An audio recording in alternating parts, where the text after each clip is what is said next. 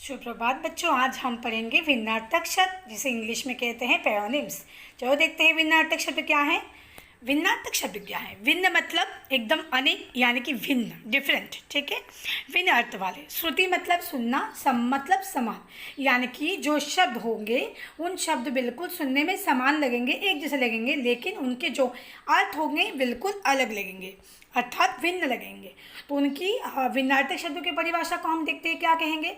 अर्थात जो शब्द सुनने में समान तथा भिन्न अर्थ वाले होते हैं उन्हें हम क्या कहेंगे? भिन्नार्थक शब्द कहेंगे, या फिर श्रुतिसम भिन्नार्थक शब्द भी हम कहते हैं, ठीक है। तो इसके लिए हमें चित्र रखा है सामने, एक देखें। उदाहरण के तौर पे, अर्जुन चिड़िया की आँख पर निशाना साधने के लिए धनु उठाओ। यहाँ पे गुरुजी अर्जुन को कहते हैं चिड़िया है, उसके आँखों पे आपको निशाना लगाना है, उसके लिए आप क्या उठाओ? धनु उठाओ। दूसरे चित्र में कहते हैं शिष्य, अब हम सब सेहत बनाने के लिए धेनु का दूध पिएंगे। अब दूसरे चित्र में कहते हैं गुरुजी कि शिष्य, यानी कि जितने छात्र उन सबको कहते हैं शिष्य, अभी हमें क्या करना चाहिए?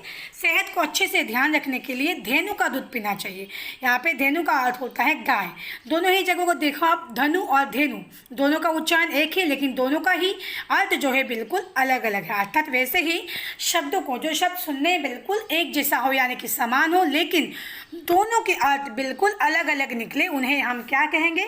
उन्हें हम कहेंगे भिन्नार्थक शब्द या फिर श्रुतिसम भिन्नार्थक शब्द। ऐसे ही हम और कुछ और शब्दों को देखेंगे, जैसे अनिल आग, अनिल वायु, अन्न दूसरा, अन्न अनाज, आसमान आकाश, आसमान अलग और तरफ, और तथा कुल वंश, कुल किनारा।